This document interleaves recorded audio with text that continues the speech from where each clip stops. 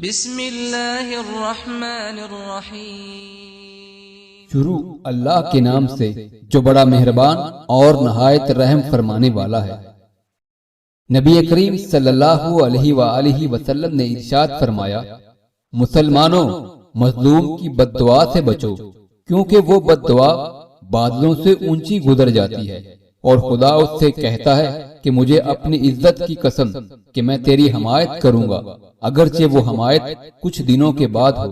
نبی صلی اللہ علیہ وسلم نے ارشاد فرمایا، مسلمانوں مظلوم کی بد دعا سے بچتے رہو، کیونکہ وہ آگ کی چنگاری کی طرح آسمان کو چڑھتی ہے۔ نبی کریم صلی اللہ علیہ وسلم نے فرمایا، جو مسلمان ظالم کے ساتھ چلتا ہے حالانکہ وہ جانتا ہے کہ یہ آدمی ظالم ہے، وہ اسلام کے دائرے سے خارج ہو جاتا ہے۔